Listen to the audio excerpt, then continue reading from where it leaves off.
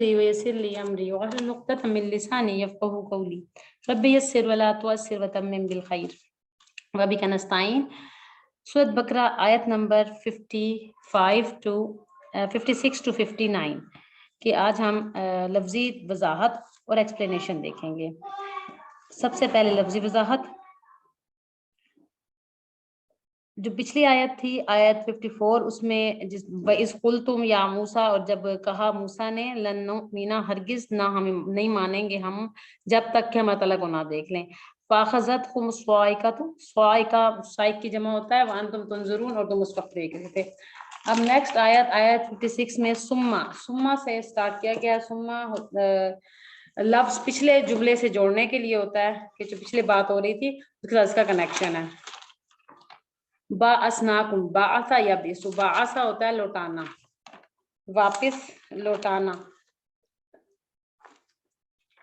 بعثنا نون لکھنا تم سب کو، تم سب کو، من بعدی، من اور ما دو لفظوں کا مرکب ہے.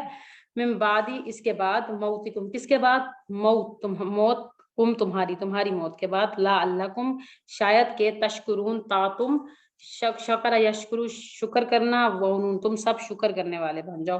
کہ زندگی واپس کیوں دی؟ تاکہ تم شکر کرنے والے بن جاؤ. وَذَلَّلْنَا، ذلہ یذل تذلیل، ذلہ تذلیل کہتے ہیں، ذل الہی اس کا لفظ ہے. اس طرح سے ہم ذل ہما کا نام بھی آپ لوگ سمجھتے ہیں اس کے بارے میں. اس کا مطلب ہوتا ہے سایہ. الغمام کہتے ہیں بادلوں کو. یہ اسم جنس ہے، اور اسم جنس کا مطلب ہے کہ ایک بادل نہیں ہوگا، تہ بتہ بہت سارے بادل ہوں گے.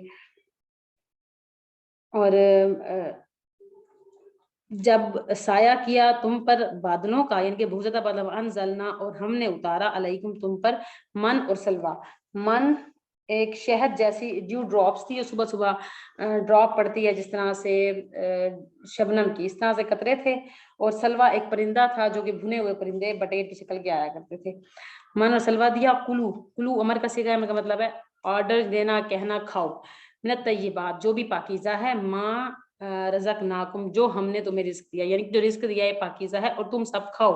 وما ظلمونا اور نہ ظلم کرنا، ظالمونا ولکن کانو لیکن تھے وہ اپنی جانوں پر خود ظلم کرتے. اب ظالمونا، ظالم وہ ظلم، ظلم کرنا سب کا، نہ ہم نے، یعنی کہ ہم نے ظلم نہیں کیا. ماں نہیں کے معنی میں آئے گا. ظلمونا ہم نے نہیں ظلم کیا، لیکن وہ اپنی جانوں پر، یعنی کہ خود پر وہ خود ظلم کر رہے تھے. یظلمون وہ سب، ظلم یظلمو ظلم کرنا. وَإِذْ قُلْنَا اور جب، قلنا قل اور نہ، ہم نے کہا، ادخلوا یہ بھی آرڈر کے اس میں آیا ہے کہ داخل ہو جاؤ. حاضی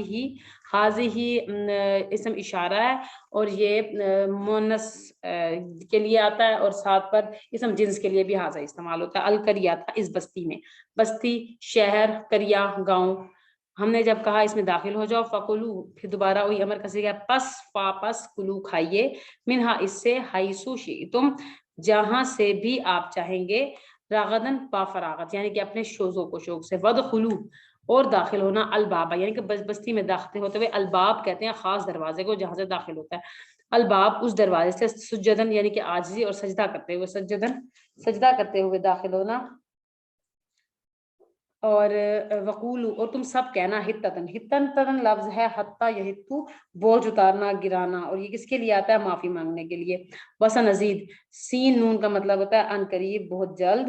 اور نزید محسنین زیادہ دیں گے، زیادہ یزید زیادہ کرنا، المحسنین جو بھی احسان کرنے والے ہوں گے. احسان کسی چیز میں خوبصورتی پیدا کر دینا، اس کو احسان کہتے ہیں. کوئی بھی کام ایسا کرنا کہ جس میں ہمیں ڈیمانڈ سے زیادہ ہم اپنی پریزنٹیشن دیں، یعنی کہ جیسے کھانا پکانا، چاول پکانا ہے ہمارے لیے ضروری، اس کے بعد جب ہم اس کو ڈیکوریٹ کر کے پیش کرتے ہیں تو ہم اس کو احسان کے ساتھ پیش کرتے ہیں. اس طرح سے کسی کام کو خوبصورت بنا دینا احسان کا. اور جو محسنین ہوں گے، زیادہ بہتر طریقے سے کریں گے، ان پر اللہ تعالیٰ زیادہ دیں گے ان کو.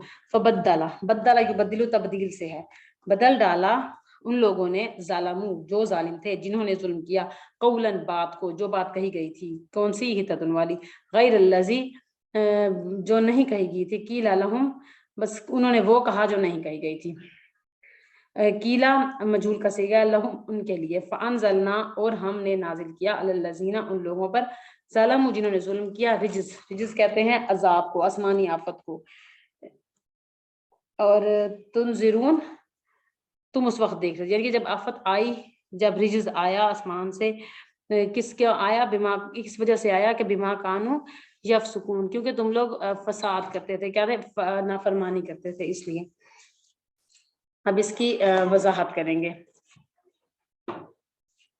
آیت جو 54 تھی اس کو مزید آگے ایکسپلین کیا جا رہا ہے کہ جو مجرم تھے ان کو قتل کیا اور جو بچ گئے، یعنی کہ روایات میں آتا ہے جو مجرم تھے ان کو قتل کیا تھا، اور مطلب جو مجرم بچے ہوئے تھے، کچھ روایات میں آیا تھا مجرم کو قتل کر رہے تھے۔ جو بھی ہوا ایک دم اس طرح سے ہوا کہ اندھیرا چھا گیا، اور جب حکم دیا کفارے کا، ایک دوسرے کو قتل کیا، اور ایک ہی دم 70,000 لوگ مارے گئے۔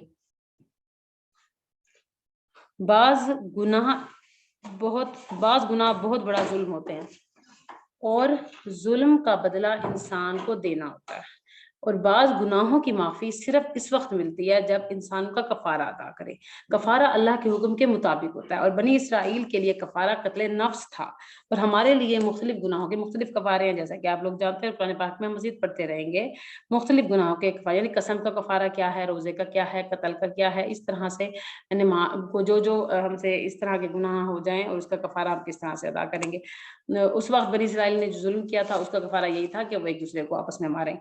اور اس کے اینڈ میں دیکھیے حضرت موسیٰ علیہ السلام نے دعا مانگی تھی کہ کیا تم نادانوں کو اگر آپ اللہ کی یہی مشیت، الاعراف 155 میں اس کو حضرت موسیٰ نے جو دعا کی تھی وہ مینشن ہے کہ تو اگر اللہ کی آپ کی یہی مشیت تھی تو آپ مجھے ان کو پہلے ختم کر دیتے، تو اب ان نادانوں کی باتوں میں آ کر آپ ہمیں اس طرح سے، یعنی کہ اللہ سے دعا مانگی کہ اللہ تعالیٰ ناراض تھے، ان سے راضی ہو گئے۔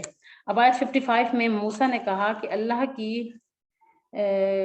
یہ اللہ کی کتاب ہے۔ اب آیت 55 میں دیکھیے جو اس میں مزید بتایا جا رہا ہے،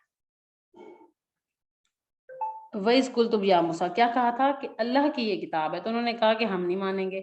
اس پر اللہ تعالیٰ ناراض ہوا، اور پر بجلی گری، اور تم اس وقت دیکھ رہے تھے۔ کیا دیکھ رہے تھے؟ کہ بجلی اور کڑک، جیسے ہی کوئی بجلی گرتی ہے تو پہلے ہم چمکتا ہوا اس کو دیکھتے ہیں، تو چمک اور گرج دیکھ رہے تھے، پھر دیکھتے ہی دیکھتے بجلی ان پر آ گری۔ ٹھیک ہے، اور روایات میں آتا ہے کچھ قوم نے ریکویسٹ کی تھی، مطلب جب حضرت موسیٰ علیہ السلام اپنی قوم کے پاس گئے، ان کو وہ تورات دی، تو قوم نے کہا کہ آپ کس طرح سے، حضرت موسیٰ علیہ السلام سے کہا کہ آپ بات کرتے ہیں اللہ تعالیٰ سے، ہم بھی دیکھنا چاہتے ہیں۔ تو 70 لوگوں کو اکٹھے کیا اور کوہ طور پہ لے گئے۔ جب وہاں پر پہنچے تو انہوں نے کہا نہیں، ہم تو دیکھنا چاہیں گے۔ اب دیکھنے کے لیے جب انہوں نے فرمائش کی، اور جب یہ غلط مطالبہ، ناجائز مطالبات تھے، اور اسے پتہ چلتا ہے کہ ناجائز مطالبات پیغمبر سے اور اللہ سے کرنے سے انسان مصیبت میں ڈل جاتا ہے۔ تو مصیبتیں کیوں آتی ہیں؟ جیسے کہ ہم پیچھے پڑھ چکے ہیں، ماں کا سبت ایدیکم، جب ہم غلط مطالبات کرتے ہیں تو یہ ہمارے مطالبہ ہم مصیبت کا باعث بن جاتے ہیں۔ وہی بات ہے سورۃ الاعراف میں کہا تھا حضرت موسیٰ علیہ السلام نے کہ آپ ان نادانوں کے باتوں پر ہمیں ختم نہ کیجیے۔ اور یہ دیکھیے یہ کتنا بڑا انعام تھا کہ اللہ تعالیٰ نے مرنے کے بعد انہیں زندہ کر دیا۔ یہ نیند نہیں تھی اور نہ ہی یہ بے ہوشی تھی، کیونکہ موت کے لیے موت کا ہی لفظ آتا ہے۔ ثم بعثناکم من بعد موتکم، ہم نے باس لوٹا دینا، واپس کرنا، پھیر دینا تم کو، پھر ہم نے پھیرا تم کو، لوٹا دیا، زندہ کر دیا۔ اس کے بعد، کس کے بعد؟ موت کے بعد۔ اب موت کا لفظ آیا تو موت کے لیے موت ہی آئے گا، یعنی کہ ہم یہ نہیں کہہ سکتے کہ وہ بے ہوش ہو گئے تھے۔ حضرت موسیٰ کے لیے روایت میں آیا کہ وہ بے ہوش ہوئے تھے، اور باقی ظاہر جب ہوش میں آئے ہوں گے، انہوں نے دیکھا کہ میری پوری قوم بھری ہوئی ہے، تب انہوں نے دعائیں مانگی، اور پھر اللہ تعالیٰ نے ان کو دوبارہ زندگی دے دی۔ اور یہ نعمت کیوں یاد دلائی جا رہی ہے؟ تاکہ تم شکر ادا کرو۔ اس سے کیا سمجھ میں آتا ہے کہ انسان جب بھی حادثے یا مصیبت سے نکلے تو شکر ادا کرنا چاہیے ہمیں۔ جب بھی ہمیں کبھی کوئی تکلیف پہنچے، کوئی حادثہ پہنچے، اور ہم اس سے زندگی ہماری بچ جائے، تو ہمیں کیا کرنا چاہیے؟ شکر ادا کرنا چاہیے۔ اور پھر وَظَلَّلْنَا عَلَيْكُمُ الْغَمَامَ، پھر کیا کیا اللہ تعالیٰ؟ نئی ایک اور نعمت کے بارے میں بتا رہے ہیں کہ ان پر اللہ تعالیٰ نے بادلوں کا سایہ کیا۔ غمام جمع ہے، جیسے کہ بتا چکی ہوں، یہ مت سمجھیے، ان سے ایک سے زیادہ تھا۔ اتارا ہم نے ان کے لیے من اور سلوا، من و سلوا اتارا۔ یہ کہاں پر آیا تھا؟ یہ صحرائے سینا میں آیا تھا۔ صحرا میں نہ کھانا تھا، نہ پانی تھا، نہ کوئی سایہ تھا، نہ رہنے کی جگہ تھی، اور ایک میدان میں، ایسی صحراؤں میں 70,000 لوگ اکٹھے ہو جائے تو یہ کھانے پانے کا انتظام کیسے ہوتا ہے؟ تو فرمایا کھاؤ پاکیزہ چیزوں سے جو ہم نے تمہیں رزق دیا، اچھی چیزوں سے، اور جو دیکھنے میں اور ذائقے میں بھی اچھی تھی۔ اور آگے اس کے بارے میں بتایا ہے کہ وہ اپنے جانوں پر ظلم کرنے والے تھے۔ اور اب یہ کس طرح سے ہے کہ بنی اسرائیل जब वहां से निकली मिस्र से, उसके बाद नाफरमानियां करती हुई फिर भी अल्लाह ताला ने उन पे इनामात किए। ये इनामात ये कोई आम किस्म के इनामात नहीं थे, बल्कि पका पकाया खाना ला कर दे दिया।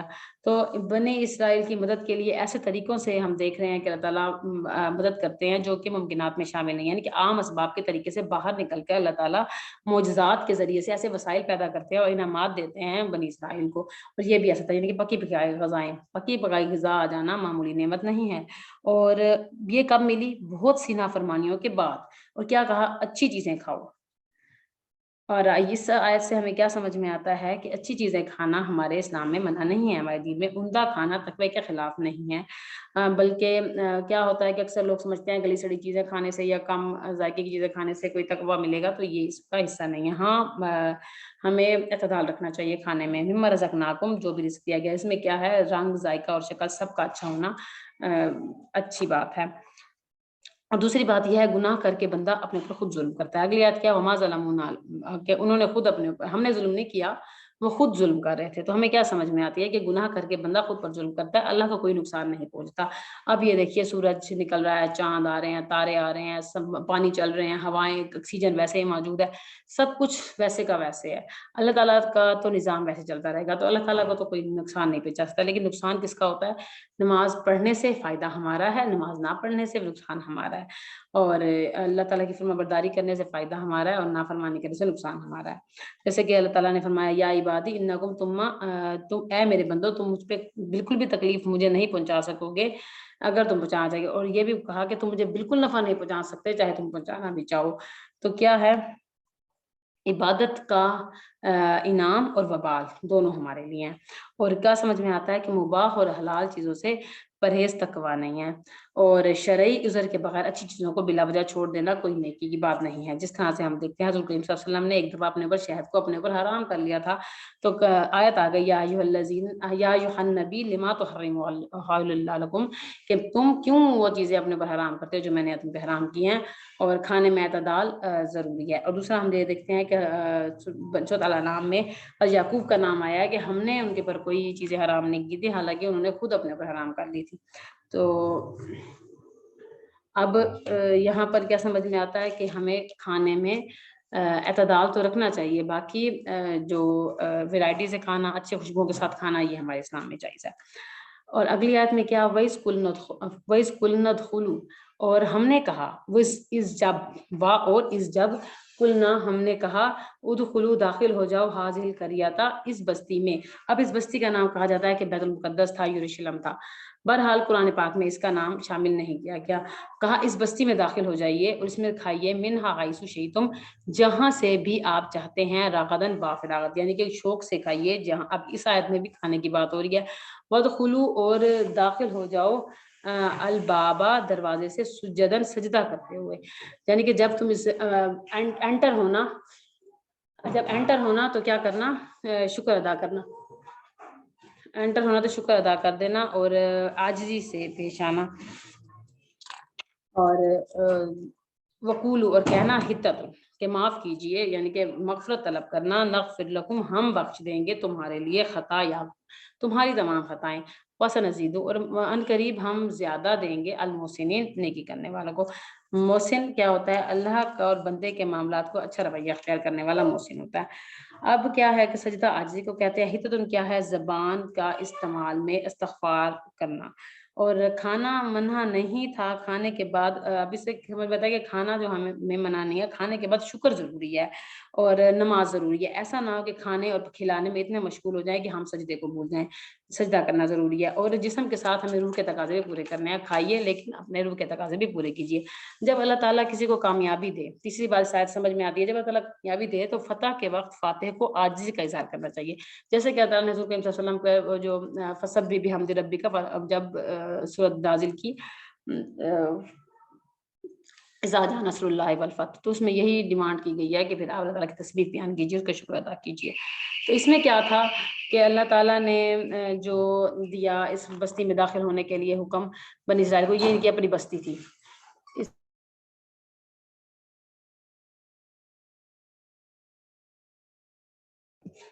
اچھا اور پھر کیا ہوا؟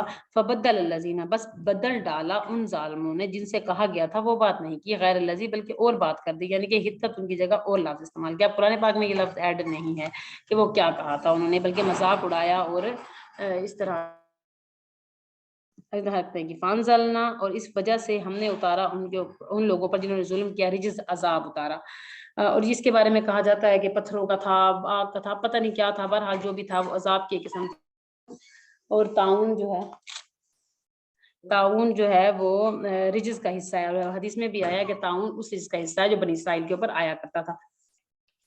اور کہا جاتا ہے کہ کہیں پر تعاون آئے تو آپ اس علاقے، اگر آپ اس علاقے میں ہیں، اس میں تعاون آئے تو آپ وہیں رہیے، اور اگر تعاون آپ سنیں کہیں علاقے میں تعاون ہے تو وہاں نہ جائیے، کیونکہ وہ رجز کا حصہ ہے جو بنی اسرائیل پر آیا کرتا تھا۔ اب واللہ عالم بالصواب کہ اس کا کون سی قسم کا وہ تھا رجز، اور وجہ کیا تھی کہ وہ نافرمانی کیا کرتے تھے۔ اب اس آیت سے ہمیں کیا سمجھ میں آیا ہے کہ انسان کو جو بات جیسے کہی جائے ویسے ہی کرنی چاہیے، بات کو بدلنا نہیں چاہیے، من مانی تبدیلی نہیں کرنی چاہیے، اور وہ ظلم ہوتا ہے، ٹھیک ہے، من مانی تبدیلی ظلم کہلاتا ہے۔ ظلم کی ڈیفائنیشن ہو گئی، کبھی جو اللہ کے احسان انسان کو ملے تو اس کو بگڑنا نہیں چاہیے، احسانات کو مت بھولیے۔ جیسا کہ ہے کہ نہ جہاں اس کے تحمل پر کہ بیٹا ہے پکڑ اس، اور نافرمانی کے بعد سزا اگر ہمیں فوراً نہ ملے تو انتظار کیجیے، کیونکہ یہ ایسا نہیں ہے کہ اللہ تعالیٰ اپنے نافرمانوں کو سزا نہیں دے گا، وہ مل جائے گی۔ بعض تکلیفیں اپنے گناہوں کے سبب سے ہی ہمیں آتی ہیں، اور جب ہم نے کوئی تکلیف اللہ تعالیٰ کے کو پہنچائی یا اس کے دین کو نافرمانی، اس کی سزا مل کر ہی رہے گی، یہ نہیں ہے کہ ہم اس کی سزا سے بچ جائیں گے۔ وآخر دعوانا الحمد للہ رب العالمین، والسلام علی المرسلین، اما بعد، فاعوذ باللہ من الشیطان الرجیم۔